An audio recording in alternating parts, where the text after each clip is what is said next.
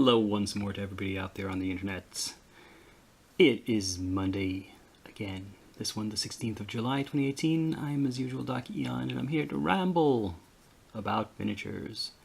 And this guy has been rambling on for a long time. He's been sitting on my painting table in a sort of half-finished state. And I finally decided to finish him up. I think his name is Popeye. And I could have kept working on this much longer, but I decided that, hey, this is my first attempt painting a bust. I'm not gonna overdo it. I'm just gonna see it as a learning experience, a learning exercise. And yeah. And the reason I chose this as my first bust to work on is that it's an orc. So if it's a little bit rough in places, I mean, that's reasonable. It's an orc after all. And it let me work on a little bit of rust effects on the armor. I did not go overboard with it. It's kind of subtle. The skin, I'm going to try to pass it off as intentional. If you look closely, you'll see it has a kind of a mottled effect.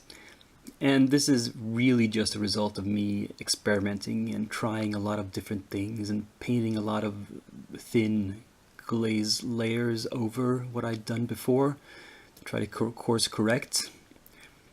And but yeah, he came out in the end. I think you can say that all this variance is realistic for an orc. Whatever realistic it means with an orc. And I decided to paint his big eye a little, I don't know, cloudy and at the same time glossy, to say, you know, to make it look more weird and kind of like he's almost blind. But yeah, I think he's alright. Let me know what you think.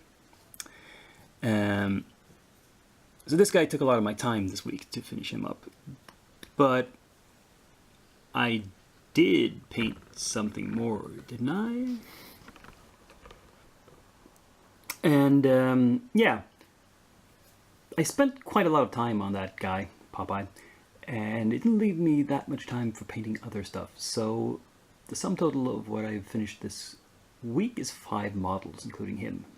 So these 4 plus the previous guy I showed you. Now these 4 are the Hordes minis, the Privateer Press minis that I started. And they're not my finest work, not my proudest moment.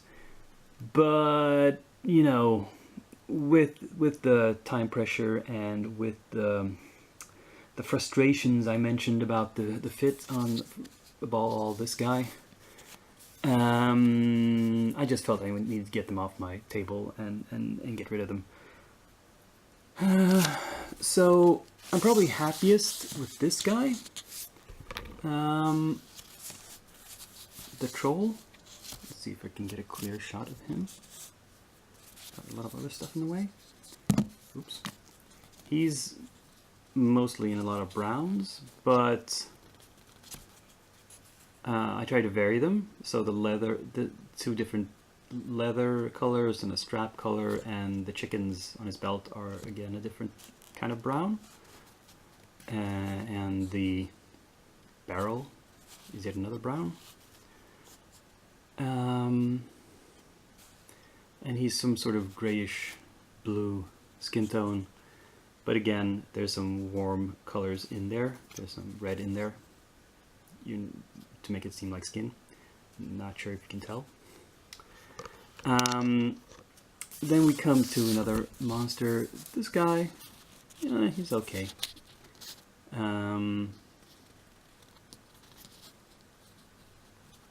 Like a 2-headed hound. Cool. The druid I got frustrated with mostly because looking at reference photos, the best photos I could find, the best paint job I could find was probably a studio paint job. And it must have been done on a resin master because there were details on it that were not on this metal model.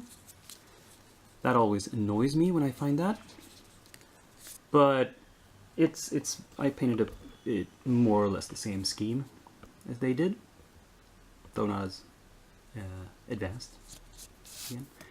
And then this guy, whom I don't want to show you too clearly because he is a mess in many ways. But I got through it, and now it's on to more fun stuff. Because the thing is, I always bog down when I start a project because it seems like a good idea, and then halfway through it I realize I don't actually want to paint these guys, and then it becomes hard to finish. But the next things I'm going to show you are models that I believe very strongly that I actually do want to paint, and I'm going to keep on thinking I want to paint them all the way to the end. Let's see what that is. Well, looking at works in progress. Now, to begin with, out of the dark sword miniatures for the DVD instruction painting project, all I've done work on here is Tywin. Tywin has had his cloak shaded and highlighted, according to all the rules. And I also went ahead and painted his head, his face, and hair, such as it is. That's not included. Marika only really goes into painting female flesh tones. She just kind of assumes that if you know how to paint females, you just up the contrast and then you got males. So I went ahead and finished that. The rest of him, apart from his sword belt and scabbard and hilt, is actually armor. And I'm still not sure if I want to do work on the NMM. Because the instructions on the DVD are for non-metallic metal, and I'm not good at that, and I don't know if I really want to practice by starting out on such a finely detailed model. It seems like I should start by working on something simpler and just paint this guy. If I decide to go the lazy route and just do it metallic, this guy can be finished really quickly. But we'll see. I'll think about it some more. Now, as for all these ladies, I can't even fit them all in shot at once. There's such a lot of them. There's 13 minis here, which are the Redbox and hassle-free minis I started, or said I would start last week.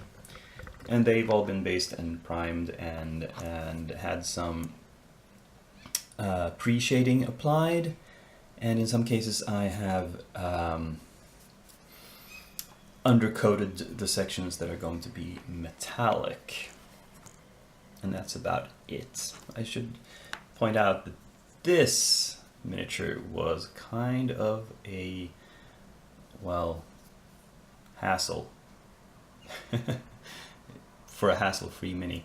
Both her arms are attached kind of where you can see where it's sort of supposed to be hidden by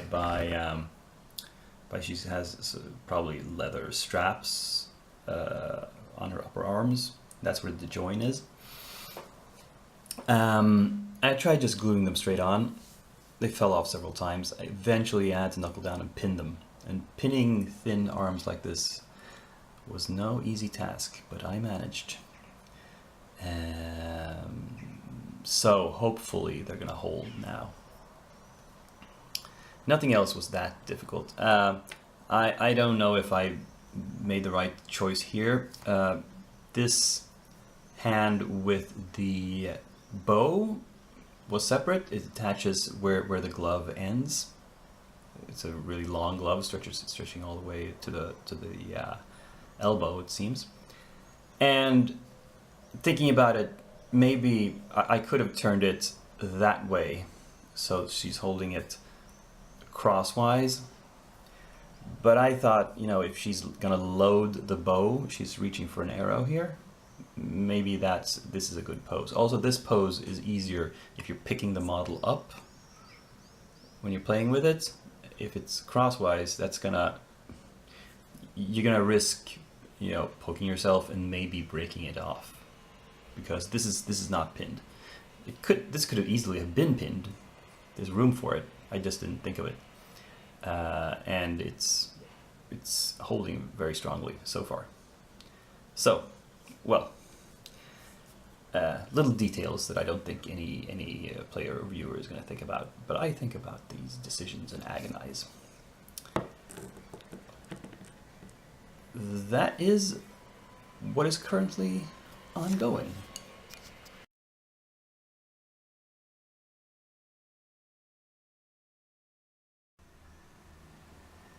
And it's time for new arrivals again. This week I got a package from S&M Stuff in the UK, from which I'd ordered a bunch of Reaper minis. The ones you see here. Mostly bones. Not 100% bones, but almost. But 100% monsters. Nothing but monsters. And I thought that would be appropriate since I've started painting up a large batch of characters as my latest project. The next one will be monsters again, and I think I'll prep most of these for next week. Not all of them. That might be a tall order, but most of them. And yeah, we'll see how far we get. So anyway, that means it's time to close out another video.